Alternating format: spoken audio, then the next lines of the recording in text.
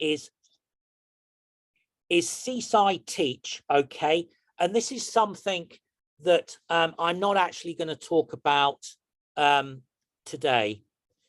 But I just want to make it clear that this is a register that the Science Council offers, okay?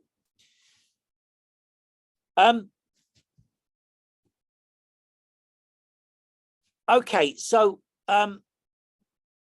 there are a number of licensed bodies, in fact 28 within the Science Council, that cover different types of disciplines in terms of subject study, or also what you do vocationally. So there are the classical ones like the Royal Society of Biology or the Royal Society of Chemistry. There's also more applied ones that sort of pertain to what you may do in the workplace, such as the Institute of Food Science and Technology if you're a food scientist. So whether you choose Royal Society of Biology, let's say, as a food scientist, or you elect to choose a more vocational body, is entirely at your behest. Before I move on to the next slide, let me make one point. Science is a broad church, and it may be amongst the 27 there, apart from IST, that you cannot find one in terms of your subject of study or your actual job itself. That being the case, you've always got the fallback of the IST, which is the Institute of Science and Technology. And as long as you're a technician of some description, and that can include things like experimental officers and research assistants, then you can apply through the IST if none of the others fit. Next slide, Liz. So this is really just showing you the licensed body that uses the Common Application online portal, okay?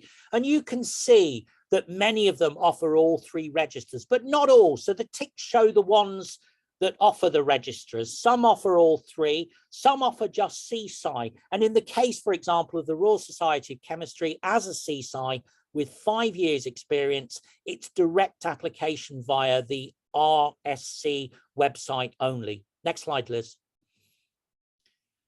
So this is basically at the top a list of licensed bodies that actually are cited on CAP, but when you actually use CAP, it will take you to the website itself. Okay, so CAP is a portal, let's say, for the Geological Society of London, but you will be taken to the Geological Society of London website in order to actually make your application. And finally, there are licensed bodies that are sort of divorced from the CAP, and they are via, as you can appreciate, the website only. Okay, so for example, for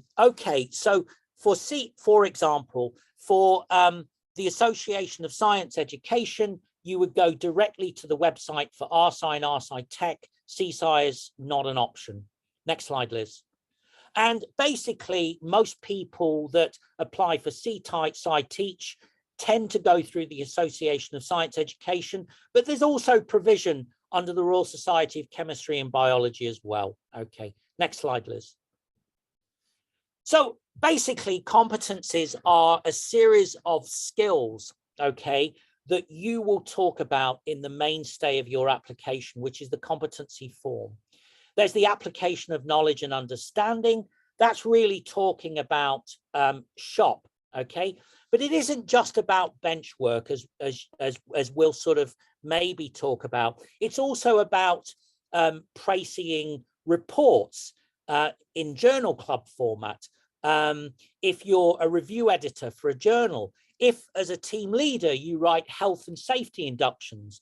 But a lot of people that apply for professional registration, okay, they tend to talk about their bench work in the context of 1,500 hours. B is personal responsibility, okay, and that's basically what you do vis-a-vis your supervisor for RSci Tech, or for the higher registers, how you carve up your time, say, for technicians and people that you may train as an RSci or as a CSci bench supervision, and also structural issues within labs. Remember, it's about the totality of your job experience. It's not just about how you practice your bench work. Interpersonal skills is about how you manage and mentor people. It's about how you talk to specialists that you train, that share your subject knowledge. It's also about how you communicate with non-specialists. And that might mean engineers that fix your equipment. It could be as a CSI, you're responsible for outreach work. So it's how you put across the message to people pitching at say A-level standard, okay? Professional practice is about different types of standards we'll come on to at the end. And professionalism is really about ethical standards and CPD. That is E1 and E2 respectively. Next slide, Liz. Playing from Lawrence's SP8. Excuse me. These are pictorial examples of the sorts of things that you might use or recapitulate in your own examples, okay? Liz, right, okay. There is actually a video related to this. So I would encourage you via the Padlet to log on, and there are 1 or 2 videos related to how to complete the competency form. And this is central to a particular video that I made not that long ago, okay? So I think let's move on, Liz. So this is the so-called matrix, and what it does is it passes up the different competencies that I've just touched upon in the context of different levels, RSci Tech, RSci CSci. So an RSci Tech is someone that interprets and evaluates data using standard algorithms, okay? They don't sort of improvise. An RSci is someone that applies knowledge in the context of new areas, and that could be adapting to new samples. CSci, let's say, for the application of knowledge, is critical evaluation of, say, an original sample or an original method, okay? So the main thing about the matrix, as it's called, is it enables you to actually sort of peruse this and decide what mission statements you need to make with your competency answers, okay, versus the register versus the actual respective competencies, okay. I could say more, but we're well behind time, so I'm going to move on. This is just the fact that essentially, as an RSci Tech, you need to demonstrate that you either have A levels, you're working at level 3, level 4, or that you can demonstrate in terms of your commensurate practice and responsibilities that you're working at that level, even if you don't have A levels, okay? For RSci, it's level 5 and 6, which is an HND and a degree, okay? For CSci, you need to demonstrate that you either possess a master's or that you actually work at that level. Let me just make one more point before I move on, which is the idea of professional registration. It's inclusive. So in other words, if, for example, you came in as a school leaver and you worked your way at 16 with GCSEs, okay, A levels, level 3, and you worked your way up to a job over a number of years where your formal qualifications might be, let's say, level 3 A levels, but your responsibilities in terms of time put in and the remit of your job, okay, is actually CSci. In that situation, you can actually apply for CSci. You can demonstrate your CSci credentials through your competency form. But since the beginning of 2023, in addition to the competency form, okay, you will have to actually fill out a supplementary equivalency form in the absence, say, of a master's for CSci, a degree, or a higher apprenticeship for an RSci, and the absence of a standard apprenticeship or A levels for level 3 RSci Tech. Next slide, Liz.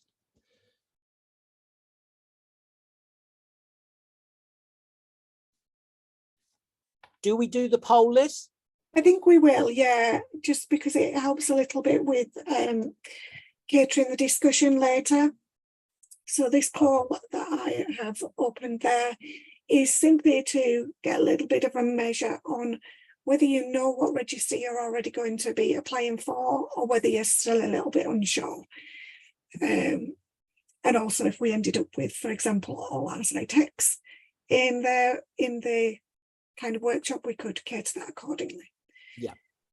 Okay, so there's very few no, okay, which is actually something encouraging, something positive about today, putting aside the technical difficulties. Okay, so I'm hoping, in essence, that the two people that are not sure about their register, by the end of the second half, in other words, as we sort of get to 4 o'clock, that figure of 2 will become 0. Keep in mind as well my original refrain, especially because we've lost time, that you can actually contact me in person, and my Science Council professional registration address is available from Liz or from other people at the Science Council. Okay, shall we move on, Liz? I think so, yeah. So I mentioned the fact that, putting aside the sorts of themes that I touched upon in that pictorial sort of pictogram of different things that meet the competencies, okay, there's also a way of actually putting together what I call a competent competency answer. So what I'd say is you've got 3, usually I would basically compose my answer in terms of 3 paragraphs, and you have up to 1,000 words, okay, for each subcompetency. It isn't clear at the moment, but the major canonical competencies that I've just touched upon are broken down into obviously interrelated themes or subcompetencies. And in essence, there's 3 for each. So there's A1 to A3, C1 to C3. For one of the registers, there's 4 for D. But essentially think of it as being 3 competencies for A to C, 3 to 4 for D, and 2 for E and E1. In the first, you would outline the problem or the situation. So that's basically talking about what it is that you want to address in your competency answer, okay? And maybe in the second paragraph, you talk about solutions posed, okay? You talk about the fact that you carried out a particular method to resolve a situation or fix a problem, okay? You'll be telling us why you did it, relating it back to the subject heading, the competency mission objective, okay? So it's about coming up with various fixes for a problem or a situation, and then explaining in the second paragraph the one that you actually chose to actually procure the fix or resolve the situation, okay? And read it back once you've basically put something in rough. And it's a good idea to actually get someone else to read it, and that someone else could be me. I will avail myself beyond today, and when you start to put pen to paper, okay, I will proofread your answers. I mentioned a third paragraph, which is most seminal, and that's the fact that you need to justify the solution that you've chosen, okay, the optimal solution to resolve a situation by, did it work? Have you got outputs? And if, and better still, are there metrics you can show to demonstrate the efficacy of what you've done? Next slide, Liz. We've also got a question there, which we can maybe come back to when you've done the next slide. Yes. So this really elaborates on what I've talked about with 2 and 3. Okay, so after you've taken us through why you choose the solution you did, you will now be talking about how you implemented that solution. Okay, so don't just, so basically I'll expand on that second paragraph. Don't just talk about what you did and why you chose it, but talk about the fact how you did it. And one thing I'd say in that regard is you don't want to recreate your materials and methods. And this is why there's a 1,000-word limit for those 3 seminal paragraphs. But do, if you are going to use acronyms, define them. If you are going to say, talk about protein expression, okay, using a particular way. Talk about the fact that you're doing this in order to address a downstream problem. So what I'm saying is that if you do include a few cursory details in that second paragraph, make sure, for example, as an immunologist, that it's explicable to a geologist. So one of your assessors, or maybe both of your assessors, will be STEM scientists. They will be your peers, but they may not possess your subject knowledge, okay? So if you're going to use acronyms like HPLC, talk about the fact that, let's say HPLC is high performance liquid chromatography, which is a method used to purify analytes such as protein or something you're interested in investigating, okay? So make sure it is explicable to someone with a science degree, but maybe not your subject knowledge, okay? I've mentioned the fact that you want to justify the solution that you've chosen with outputs, okay? Demonstrate an outcome. The other thing I'd say is this is meant to be autobiographical, okay? So in the first paragraph, you might want to mention that this is a theme that's being practiced by a team. But what you subsequently talk about in your answer is purely autobiographical. It's what you personally did. In other words, your answer should be replete with the pronoun I, and you should avoid we, okay? Talk about we at the start in a couple of sentences if it's teamwork, but then talk about your personal contribution, which necessarily means it will be I did this, I found that. Next slide, Liz. So competency report tips, okay. Many technicians are afraid to show off. Think about what you've done, and there'll be a lot of things that when you put pen to paper to create a log, which you should do before composing your competency answers, and we'll come back to that at the end, okay? You must show off, okay? So don't feel that you can't talk about your contribution in a way that really did make a difference to your work as an individual, or to, in fact, a collective team, okay? Provide plenty of detail and depth. And that comes back to the fact that it may be that one of your assessors, or both of your assessors indeed, doesn't share your specialist knowledge. So clarify acronyms, make it clear if you're using a particular technique in a sentence, what that is for, okay? Read the guidance on the Science Council website for your register, just to make sure that you really are answering the competency in the way that you should, okay? Use your CPD log and your colleagues to come up with ideas for your form. So this is something you should do pre-committing to competency answers. Keep a log, okay? Start to draft things in rough. Outsource what you've written to other people, okay? Get the perspective maybe of your of the person that's going to offer you a recommendation to see if they can think of other things you can include, and get somebody like myself, a mentor, to proofread, okay? Always make sure that you have given the information that's being asked for in each sub-competency. So make sure those 3 paragraphs really are pertinent.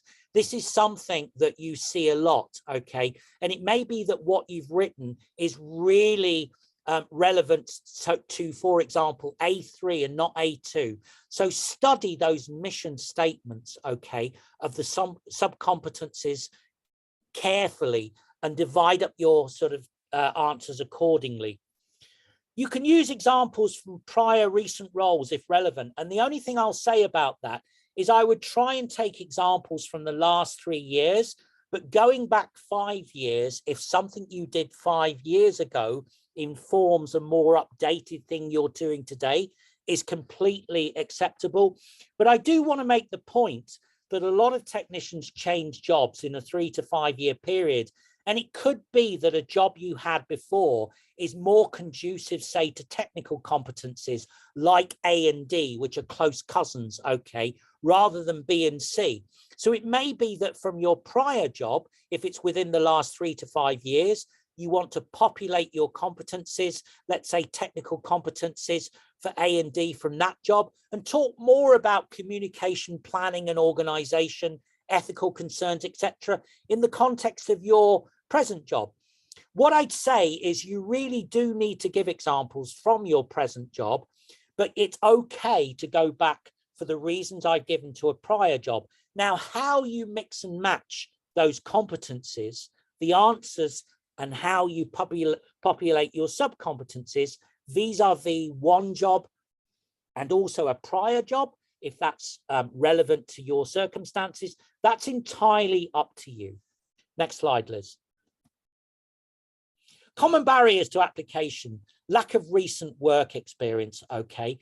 So make sure that when you compile the subject themes and translate that into answers for your competencies, that you've got everything there you need, okay.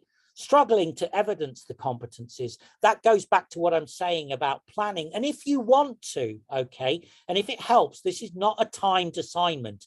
You can always spend a few months building up your, if you like, your portfolio of work in order to actually, at the end of the day, when you go into the online application portal and you have polished answers in Word that you then copy and paste into the application portal, that it's the best application at that juncture that you can come up with.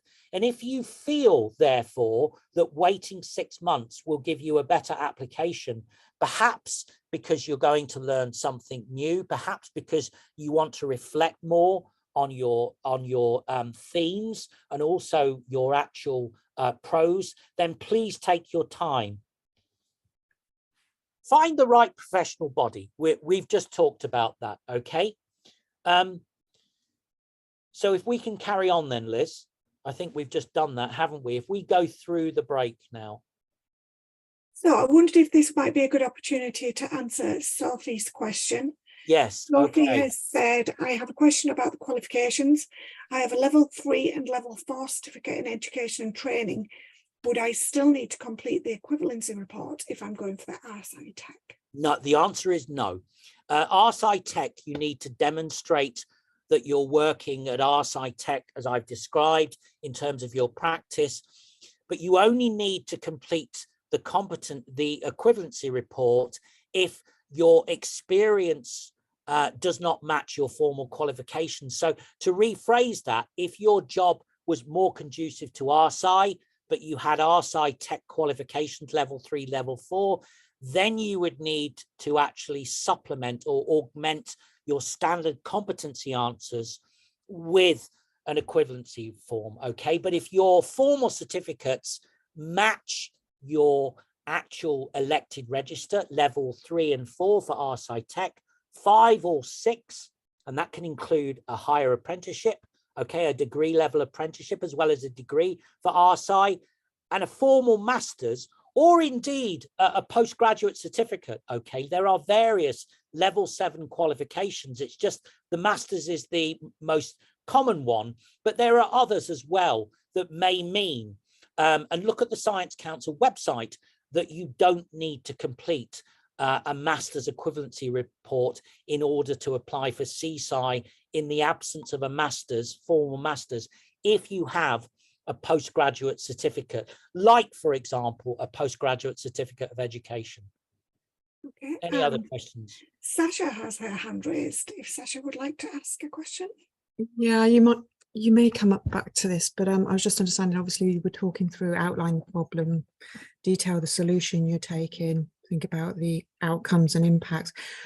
How many examples would you be expecting from each area of competencies? That is actually a very good question. And obviously one of the things I'm trying to do at the moment is maybe not include as much detail in real time as I would. I would have mentioned that actually in the context. So let me answer it now, because it is a question that's seminal and that I haven't covered.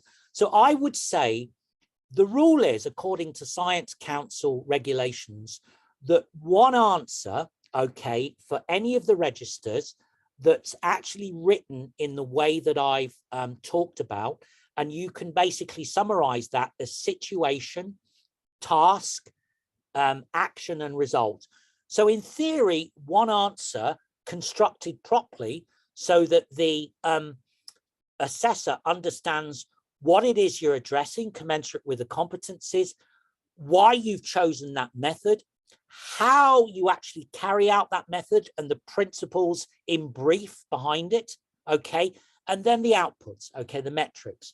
So in theory, one constructed like that for each register is fine. However, what I would say is whilst one answer conforming to those competency sort of guidelines or parameters star is fine, particularly for the higher registers, if you find with one answer that it takes up, let's say, 3 paragraphs, 500 words, that you actually have another 500 words, therefore going spare, I would encourage you for RSci and CSci to include maybe one more example, particularly if it illustrates something different, okay? So maybe, for example, if you're a CSci, you might want to talk about an experimental fix, okay? But if you have, say, words going, then if you're involved in things like lab renovations, lab organization, and you've encountered problems with people in the lab not pulling their weight, or maybe you've actually, you work with estates and services, etc., you might want to sort of illustrate another aspect of your job, okay, with a second answer. Does that answer your question? Excellent. Lawrence, there is one other question, which Yes. says, from Vicky, is a certified copy sufficient of my degree certificate, or do you need the original? No, certified copy is fine. Super. Okay, shall I move on? Move on then, Liz. Yes, thank you. So we're looking in more detail. So what we're going to do now is we're going to look at the competencies in a little bit more detail, and depending on how far we get in the next, we've still got 40 minutes, so I've caught up just a little bit, okay?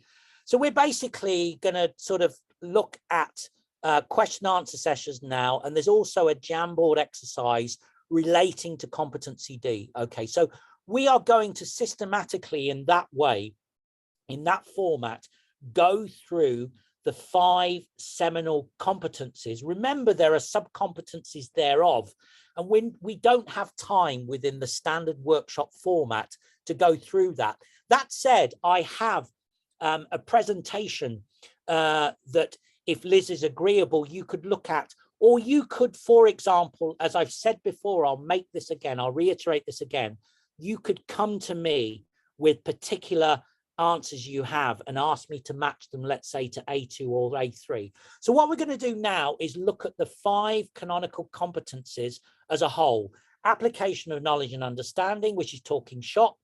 Your responsibility as an RSci tech, maybe in the lab to other people and in terms of a single project, as an RSci in terms of training, and as a CSci in terms of bigger management issues.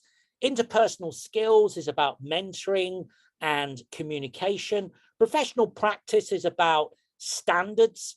They can be technical standards, okay, such as the Human Tissue Act if you work in a clinical lab. And professionalism is respectively ethical standards in E1, equality and diversity, data protection, and C2 is largely synonymous with CPD. So we're going to work our way through iteratively through those themes. Okay, next slide, Liz. So we're going to start obviously with A. So what I'd say is think about your work, how your work makes use of underpinning your knowledge. Okay, so for RSci and RSci tech, you need to demonstrate through your example that you understand the science, okay, which underpins what you're talking about, okay? We don't just want to hear about what you know, but how you apply it and how your understanding informs your everyday decisions and resolution of problems. And as I say, think outside the box.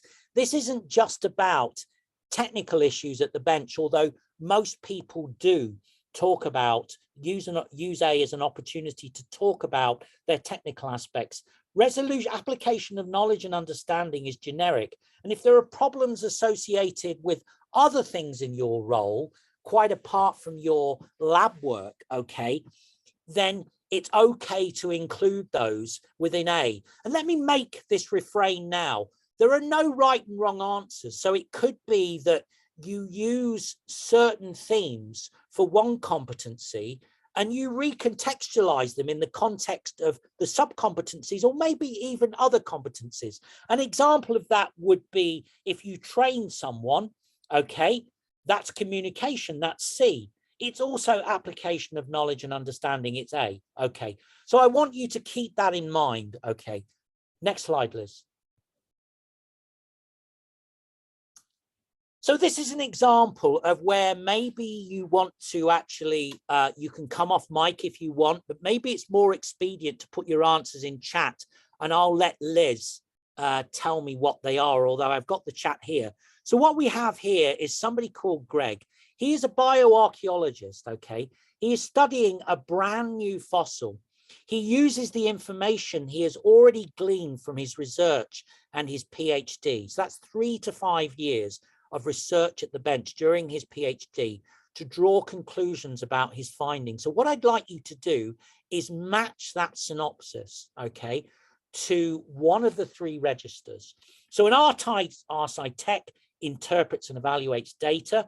RSI applies knowledge in the context of new areas, analyzes, interprets, and evaluates concepts and information, okay, independently, whereas a CSI uses specialist knowledge and broader understanding, okay, in the absence of complete information in order to propose original solutions, okay.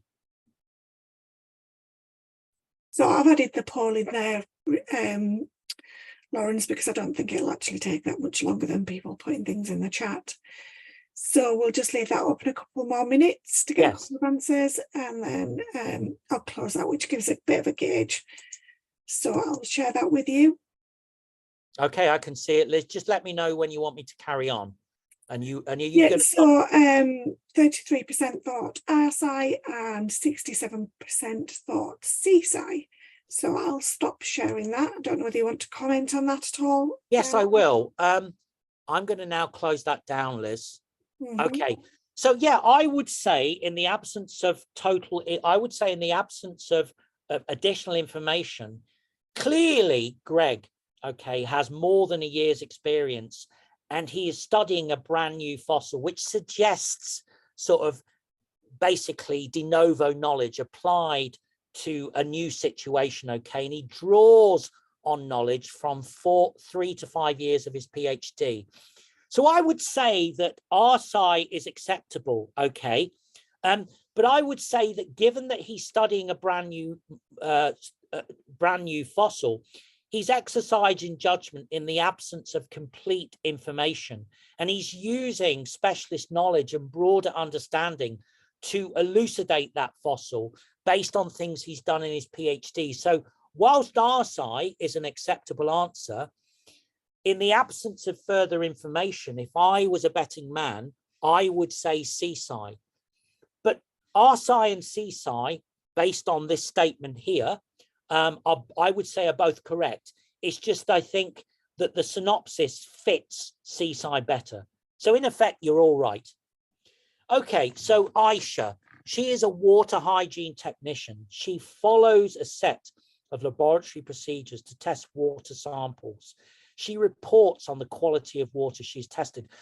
Which register is she? And the thing to do is to look at those same, basically same benchmarks or standards for the respective registers and look at the verbs, okay, and tell me what you think she is. I'll leave that one up a couple of minutes again. At the minute, we have quite a strong leaning towards RSI Tech. So I'll end that and share that with you. There you go, you can see that, Lawrence. Should we just give it a second or two more? Or no, I've closed it now, so it's showing the results. Okay, that's fine. Let me just close that down. Yeah, I think this is actually more clear cut than Greg. It's just come back. I'm just closing it down again. I would actually say that Aisha think about the verbs here. She follows. In other words, she's actually not drawing on prior knowledge to elucidate an original sort of situation or scenario like Greg. She's following a standard operating procedure that she's been trained in. And what she does is she reports on the quality of the water she has tested. There's nothing in that statement that talks about original interpretation. So I would say that that is a fairly strong fit for Arsi Tech. Next slide, Liz. So now we're on to personal responsibility. Okay, and personal responsibility, as it says on the tin, is how you manage and plan your time. As an Arsi Tech, that may be how you plan your own experiments vis-a-vis maintaining the lab, stock taking and ordering, okay?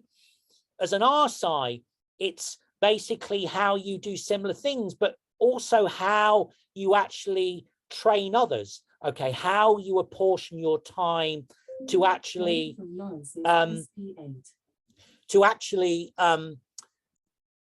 train others, okay? And keep in mind as well that what you do involves analytical platforms. So it's also about managing your time in terms of maintaining equipment. And if it goes wrong, how you actually liaise with engineers, okay? So when do you take personal responsibility? Were the times you had to exercise your personal responsibility either on behalf of yourself, let's say as an Arsi Tech, or someone else, which is certainly true of an Arsi and definitely CSI. What were your inputs and outputs? Remember, this is about demonstrating that what you do is judiciously chosen and then justifying, okay, what you've done in terms of your outputs. Was it successful? Okay, the way you plan your time, did it allow you to sort of meet the different components of your job description vis-a-vis your register? Next slide, Liz. So what we're going to do now, and Liz, I'm going to let Liz decide on the duration of this, and I'll give you what I consider textbook answers. So within Jamboard, and I think Liz is going to or has put the link for Jamboard into the chat. She's going to split you into 3 rooms. And what I'd like you to do is look at the statements below. Could I think have what we might do in terms of time, Lawrence? Yes. I'll suggest that people go to the Jamboard, but what I'll do is I'll stop sharing here. Yes. And rather than splitting off into rooms that's quite time consuming, I think we just have a bit of a general discussion in here with me sharing that screen. Other people can go in and be moving them around still. So if you want to use that link, you'll be able to see the Jamboard. We'll use screen 1. I'm going to stop sharing this presentation for the minute. And I'm going to share the Jamboard when I can find it. Sorry, too many things open. So I can see that a few of you have found that already. And it is simply thinking about how we might want to categorize people, sort people according to their role. So can you see how people are starting to move that around, Lawrence? I can, yes. And then what I'll do is once you've done this, did you say, Liz, that people can have an opportunity here just to speak up and discuss this? Is it all about? Yeah, absolutely. Absolutely. Okay. And then what I'll do, if I mics. may, Liz, is I will give you a few seconds to either move the cards around or come off mic and speak to me personally, or maybe even go into chat, and then I will show you the cards. They're already moving them. Everyone's moving them, Lawrence. Everyone's already moving them from least to most. Okay. So, but if anyone does want to come off chat to discuss how and why they've come to the conclusion, for example, that Marek should be at the least complicated, or Fatima is, well, was at the most, and then someone's moved to the least.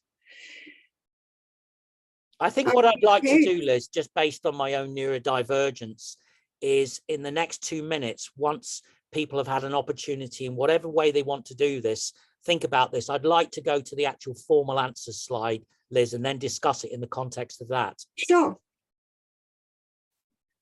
Let me check that that's still in the presentation. It is. It should be. So we'll give you a little bit more time to think about this, move the cards around, comment in chat if you need to, and then I will actually go to what I consider to be the most cogent answers to this sort of league table and why. I'll let you, Liz, decide when you're going to put up the next slide. Well, I think I was just going to give it enough time. People stop it moving. Sorry, child home from school, dog barking. I think we'll go for, I'll swap that over if everyone's finished moving those, and then you can start discussing it, and I'll also go on to mute. If you want to come back into the presentation then, Liz, and then go to the next slide beyond that first exercise. Did you just speak then, Liz? You're on mute, Liz. I went on to mute purposefully because it's rather noisy in my house at the minute. I won't be a minute. I'll just share the presentation. Thank you.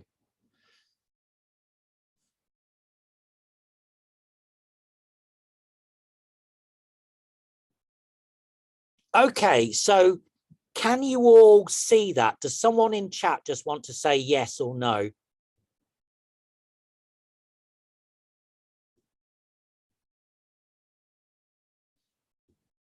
Yes, brilliant. Okay, so this is how I would order these from the most to the least complicated. Keep in mind as well that some of these can't be ranked. Okay, so let me start with those. So wearing eye protection, if you consider sort of the most complicated role to the least complicated as recapitulating the registers from C-side to R-side to R-side tech, there's a couple here that are really register independent. One is basic health and safety in a lab, and in particular, wearing eye protection when you're carrying out experiments, okay? That's part of standard COSH procedures, good laboratory practice in the lab. Similarly, whether you're R-side tech, R-side or C-side, you would probably plan your day at the outset if you haven't done it the night before, and then just check how you're actually going to navigate your day. So I would say the most complicated job is Fatima, because she actually doesn't just check that actually lab rules are being followed and reviews them. Okay, so she checks that lab rules are being followed. So that obviously is a form of management, but she also wrote the lab rules, okay, and reviews them regularly. Maybe there's lessons learned, etc., or simple technical or health and safety updates that need incorporating, okay? So I would say that Fatima has the most complicated job or most responsible job. And so that has implications in terms of the next exercise, namely what register you think Fatima is. So Nigel carried out a risk assessment and improved the procedure for sampling as a result. So clearly this is someone that just doesn't follow an SOP, okay? It is somebody that has actually thought about the SOP and has actually contributed to the actual formulation of the SOP, but it doesn't mention that Nigel actually has responsibility for lab roles or writing SOPs in general. Kirsty checks the radiation badges and makes recommendations based on those results. So that in many ways, in the context of radioactive work, recapitulates Nigel and risk assessments. Sydney is a meticulous worker, okay? Well, that's register independent. This is the crucial thing. He follows the lab handbook to the letter because he knows that misdiagnosis could damage the reputation of the company. Now, that's talking about the imperative if you're working, let's say, in an NHS environment or an environment with strict standards that you could talk about, for example, in competency D, which is about standards, okay? So that's basically the imperative for following an SOP. But Sydney, as it's said, and as I've just reiterated, he follows the SOP. He doesn't essentially write or formulate that or improvise on it, okay? Similarly, Joe follows CLEAPS. CLEAPS is basically another word for COSH in a school setting. So Joe follows health and safety regulations. Similarly, Marek cleans up spills according to a standard operating procedure. And in fact, the part of the standard operating procedure that incorporates the COSH, which is in the event of a spill, what do you do? He hasn't devised that, okay? He's following a preordained health and safety component of an SOB. Jeff, maybe the simplest job of all, okay? They're simply diluting solutions according to standard arithmetic, okay? So shall we move on to the next slide, Liz, and the next exercise? I think we'll move straight to C, interpersonal skills. Okay, all right.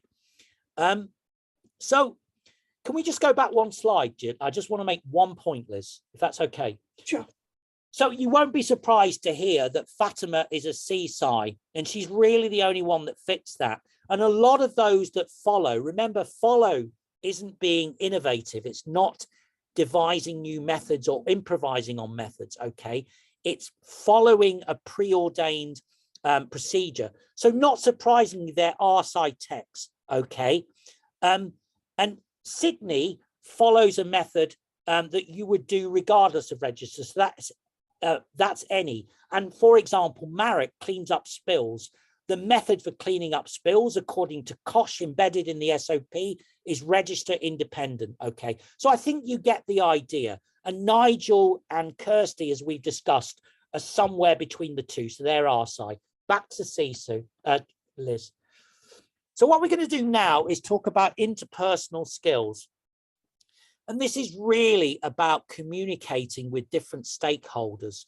As an RSI tech, it could be that you're communicating with people in the lab that share your specialist knowledge, okay?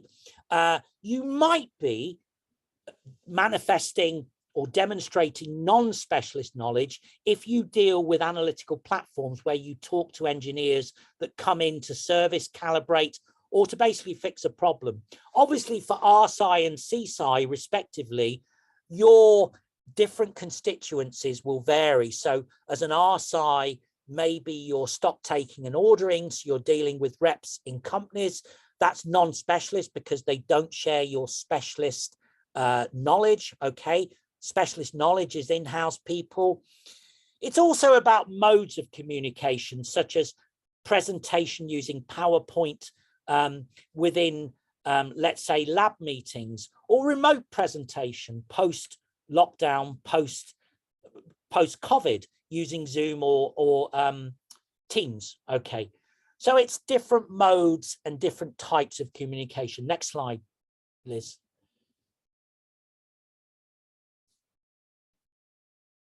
So as a group, think about how you communicate with as a scientist, how you might have to communicate, okay? So these are the sort of benchmarks for the different groups, okay? So effective communication is there in all of them because it means that what you do leads to the desired outcome, whether that's basically in a non-specialist sense, basically solving a supply problem, stock taking and ordering, or whether you have demonstrated what you do to your supervisor by email effectively, or maybe even given a PowerPoint presentation in a lab, okay? RSI effective communication could be training others. How do you train someone with your specialist knowledge? Okay, resolving problems, that could be housekeeping problems in the lab. Okay, how do you do that? Do you talk to the individual concerned? Do you raise it to the up to your manager? Okay, it could also be a stock problem, a supply problem. So you're dealing with non-specialists in companies. Okay, and a CSI, really an expansion on that, communication with different specialists and non-specialist audiences, particularly the latter. And that may include structural alterations in lab. So dealing with the states and services, if you are indeed a more senior technician, okay, demonstrating effective leadership, that's running teams, or it may be bench supervision, which I've talked about, helping to run an actual specialist scientific project for a PhD student. So how do you communicate in your work day to day? Okay, why are good relationships important? What happens when we don't agree? Does anyone want to in chat give examples of how they communicate? I think I've reiterated a few already, so I'll probably do again depending on what you say. In the meantime, while anyone's putting anything in the chat, Lawrence, there's Yes. a quick question from Samira, who says, if I have a degree from Pakistan and have been working in vet labs in the UK for 23 years, I was wondering whether I would qualify for either of the RSI Tech, RSI or CSI. What degree do you have? Is it a bachelor's from Pakistan? Yes, I did the Bachelor in Science in Biology and Chemistry, and I did the postgraduate for a teacher training, which is called the BEds that time.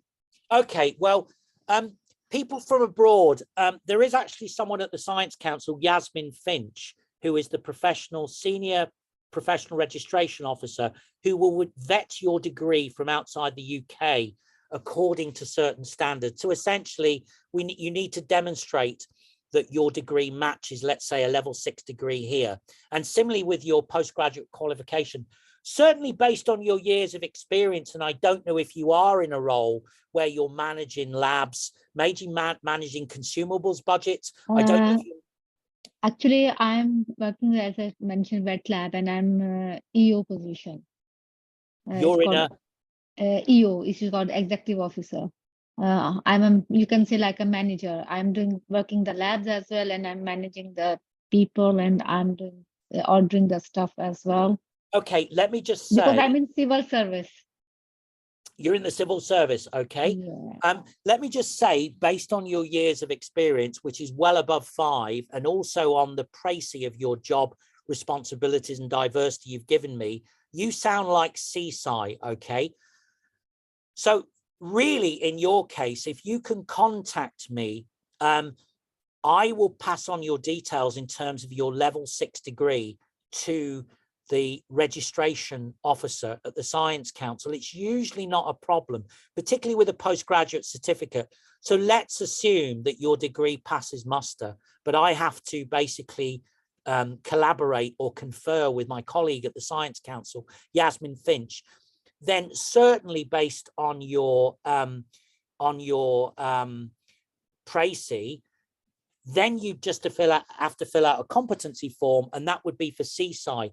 If there is an issue with the sort of benchmarks, the standards of your degrees from outside the UK, then I would say with an equivalency report based on your current length of experience and responsibilities. An equivalency report really just, we haven't got time in the context of this workshop, particularly with lots of time, but it really builds upon or elaborates a competency form. And there is actually information, not just on the Science Council website, but also within the Padlet. And in fact, if you contact me, if Liz can maybe put my email address in the chat, I can refer you to that. So either with an equivalency report or without one, I am confident that you should, and with the right competency answers, will attain CSI. Does that answer your question? Sorry. I think that was a yes. Was that a yes? I think so. Yeah. Okay. Does anyone want to Can you sort hear? of put it... Oh, Samira? Yes, thank you. Yes, it's fine. And would you mind to email his email address so I can just do whatever I need to do it? Because Yeah, let's talk some more, because we will need to refer you in your case, because if you'll start outside the UK, to Yasmin, the registration officer. Okay. Okay. But I'm confident that with or without an equivalency report, that you should apply for CSI. Okay. Okay. Does anyone want you. to talk about communication styles or different types of communication? Otherwise, I will basically just elaborate on what I was saying before. What's someone? So Ellie has put a little bit in the Yeah. chat. Yeah. Communication styles depend on the people on the other side, not only on your own level. Yes. An email with bullet points could be appropriate for the summary of a meeting and assign actions. Leading an interactive workshop is the best option for training in non-lab based topics. Yes. An informal conversation could be necessary to engage and influence stakeholders. Okay. I think basically we'll move on in a second, but essentially specialist communication for all three registers is basically talking to your supervisor in the case of RSci Tech, talking about your experiments. It can be training in the case of RSci, okay, to a specialist colleague in SOP and housekeeping. For CSci, it's training plus data evaluation if you are a non-lab manager, okay, or as a lab manager, it's or as a lab manager stroke team leader, it's managing teams, okay. But it's also about modalities. So think about how you would talk to an engineer, okay, or if you are talking to engineers because you maintain a piece of equipment, that's non-specialist communication for both RSci and CSci, okay. Maybe as a CSci, you're responsible for contracts for the equipment. So it's who you deal with, let's say in the contractual department of a company, what you do. It can also be about things like tools, how you use, say, Adobe to present a poster or give a talk. That's oral presentation at a conference. As an RSci Tech or an RSci or even a CSci, progress reports in lab meetings, okay, and learning from others, okay. So they are modes of communication. Finally, one more, challenging situations. I haven't got time to go into it because we're 9 minutes before 4, but students whose first language is not English represent sort of, you have to adapt the way you communicate in terms of biasing it towards written language if their verbal communication is not as adept, and vice versa. Maybe even annotated diagrams, okay, or getting them to actually explain it back to you. So think about that as well. Okay, professional practice. This is a section about procedures, methods, and resources, okay, as well as standards.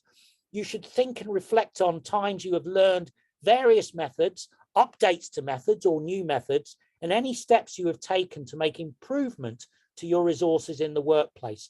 So this is about planning and scoping projects, improving on things maybe you've talked about in A. So what I'm going to do now is just show you this. So this is Yoshika. She's tasked with ordering new equipment and bringing it into the lab. And that's quite a big deal because you need to think about the logistics of bringing it in. You need to think about learning. You need to think about associated health and safety. And then, of course, if it's equipment used by others, how do you actually personally or via the company that's basically you bought the equipment from, procure training for the users, the end users of that equipment, maybe pilot studies just to validate that the equipment works, okay? So the first thing I'm going to ask you is which register. You can put this in the chat. I think this is fairly obvious from the professional practice mission statements for the 3 registers. Which register is Yoshika, okay? Does anyone want to just hazard a guess? She is indeed CSci, okay? I think you're all going to put CSci. So can I ask you, do any of you do either all of these things or aspects of these things? And you went very briefly, and maybe we'll come off, if you want to come off mic for 2 minutes, just 1 or 2 people talk about what you do that recapitulates the sort of things that you see here and the challenges maybe in brief that you faced. Is anyone brave enough to come off mute?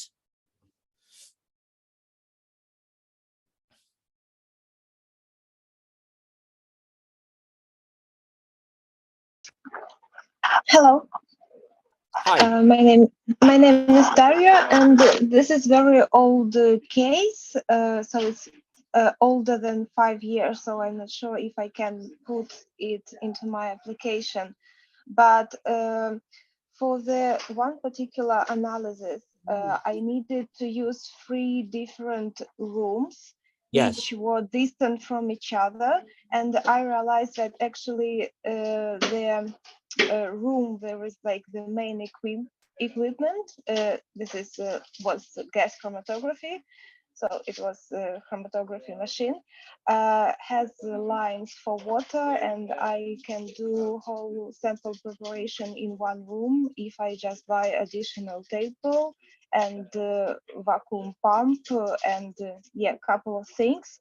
And I just look up for the suppliers of furniture and suppliers for vacuum pumps, and I found the better solutions because we didn't need any like big and expensive vacuum pump, just like very small one was okay for our purposes. So I just like found the better options for better price. That's great. I'm sorry to cut in. That's really, really great. I'm conscious of the fact this is my fault that we've only got 5 minutes left, and ultimately I bear responsibility for this.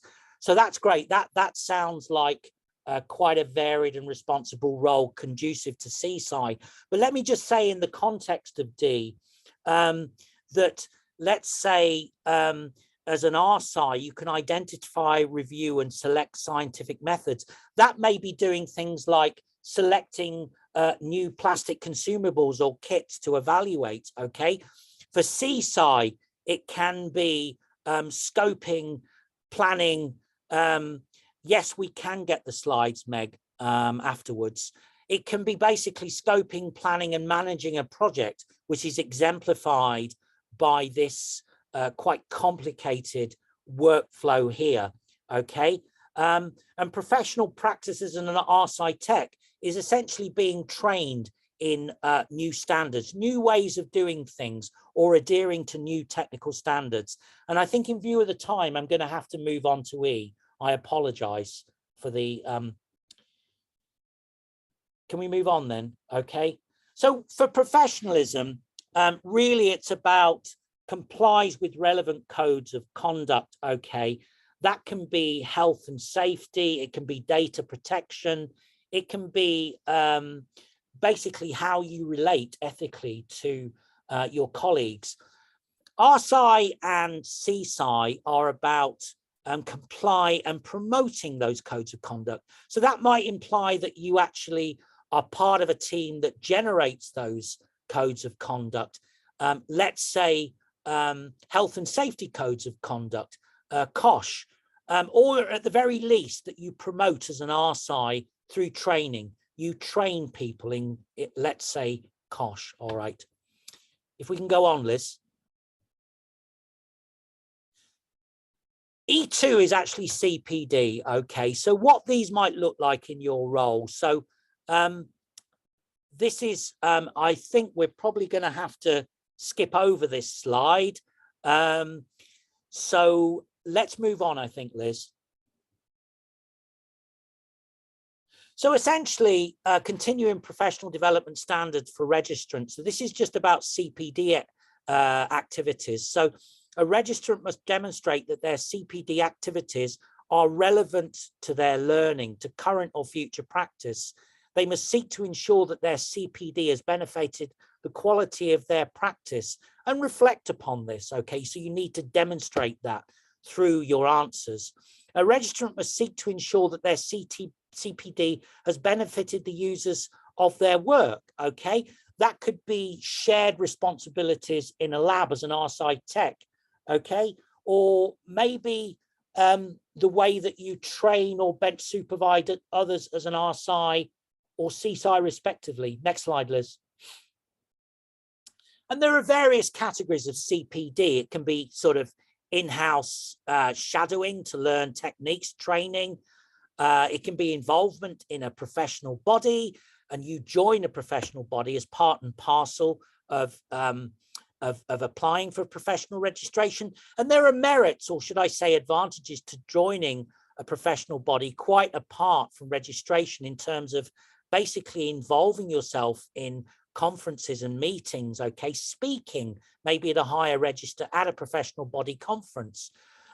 Formal education, vocational qualifications, attending training courses, both within your university, okay, vocation, 1600 hours. or outside.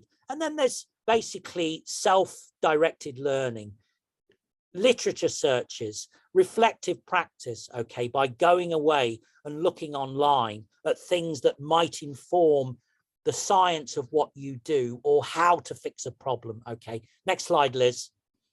So keeping a log of your CPD is actually quite a good thing to do when it's fresh in your mind, okay. There's no set structure, but I would actually keep a list of things that you do prior to actually applying for professional registration. Keep a log in real time. Next slide, Liz.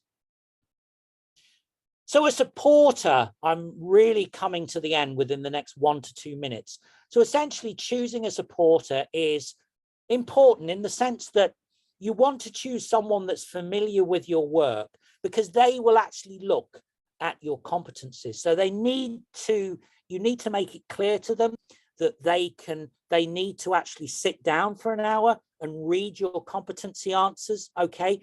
They also need to be able to comment on whether what you're saying is a true reflection of what you do. It doesn't have to be your line manager, particularly if that line manager isn't technical. It can be a postdoc in a lab or a senior technician that's familiar with what you do and the actual details of how you do it, and can thus comment on the veracity of your competency answers. Next slide, Liz.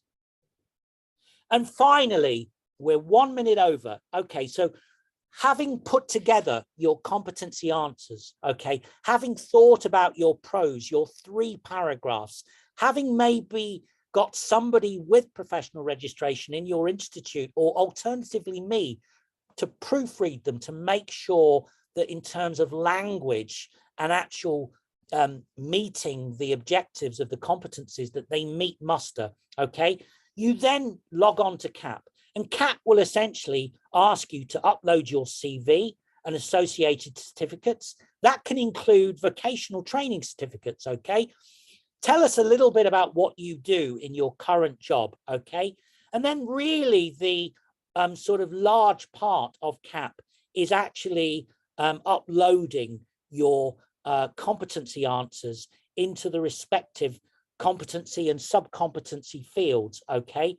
And then finally hitting the submit button.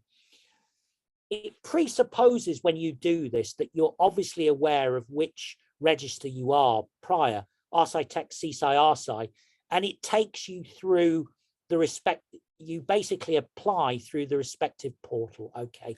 And you basically go through a checklist on CAP, satisfying those different things: competency forms, CVs, academic qualifications, vocational certificates, etc. All of those are uploaded into your user profile before finally you hit the submission button. Okay, I think I'm pretty much done. Okay, final questions. We haven't got time now. I would encourage you, if you haven't done so far, to look at Padlet. But once again, let me reiterate, I'm on the other end of a line, okay? I will look at your CV. I will proofread your competency answers, okay? I'll even avail myself to Teams calls if you want to discuss something in more detail. I think with that, I better stop because I know Liz has got it. I do have to dive off. I think there's one question that would be really good to answer. In fact, possibly 2. They can be very brief answers. If you applied for CSci, for example, but were unsuccessful, would you have to start from scratch to apply for another level, or would you be able to convert to an RSci? No, that's a very good question. Yeah. And you basically need to make sure, which is why you need to take your time when you apply, okay? So sell yourself as much as you can and make sure that you've got all the experience required and value added, let's say for a CSci, because if you didn't quite meet muster, you wouldn't be awarded RSci, okay, as almost a consolation prize. You'd have to basically go back from scratch and start again. I will make one more point, which is if you transition from an RSci to a CSci, you don't need to reinvent the wheel. You can copy and paste a lot of your RSci into a new CSci application, and there's no minimum period you need to wait. Does that answer the question? It does. And is quality management system a code of conduct? Quality management, yes, it is. Yeah, Quality it. management system is something that you can talk about in competencies D&E. Yep. And then one more, which I think I can answer. Key dates for application, there are none through the CAP, but if you're looking to go for chartered biologist or chartered seaside through the RSB, maybe there are some application dates that I think the RSB maybe assess only a certain. Yeah, I actually work for the RSB, so they do have what they do. Someone like IST, briefly, IST will actually assess your applications in real time as they come in. Whereas what RSB do is they batch them together and they bulk assess them quarterly. So if you've just missed a quarterly batch review, then your application, let's say for the RSB, will not be reviewed for another 3 months. So talk to the RSB about when you need to get your application in, if as a biologist you decide you want to go through the RSB. Excellent, thanks, Lawrence. And there's one question from Daria, and then I think we can do any further ones via email after. Daria. Excuse me, I didn't understood about CSI and Royal Society of Chemistry. So it's like applied for them, for their site. Yeah, so yes, that is one I remember. So with the Royal Society of Chemistry, and they all have their reasons for this, if you are a CSI and you want to apply as a chemist to the Royal Society of Chemistry, you will need to put in your application directly through the Royal Society of Chemistry website. Does that make sense?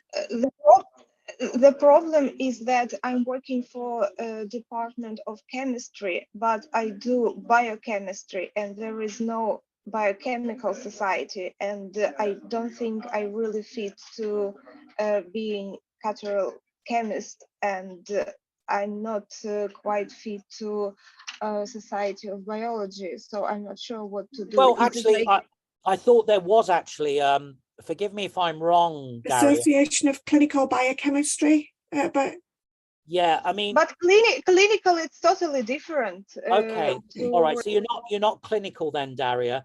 What I'd say is you're biochemistry, right? Not an analytical organic chemist, let's say. Okay.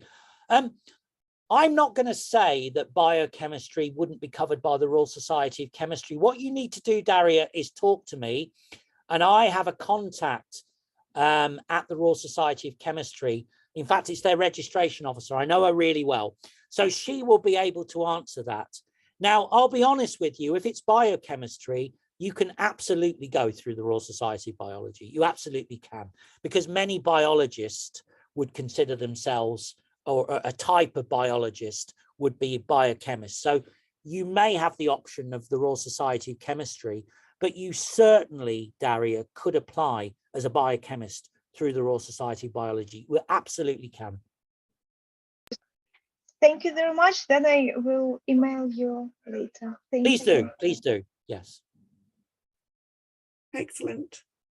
Thank you everyone for your patience today. Yes, yes. I will send a follow-up with obviously an invitation to attend the one on the 17th. I will send the slides, and I will also send a link to the recording that we've done today, along with Lawrence's email and Yasmin's email, in case you've got any registration queries or any kind of competence application queries. So I will end this here, but thank you so much for your attendance and for sticking with us. Hopefully it was helpful, and we look forward to seeing your applications in due course. Yes. Feel free to contact me. And I apologize now for the loss of that 25 minutes. It was a technical glitch at my end, but I think we sort of covered most of what we were meant to by 3 minutes over. So look at the slides, as Liz has said, and if you want to register for another workshop, but work with me individually as well to fill in the gaps. More than happy, especially in the circumstances, to do that.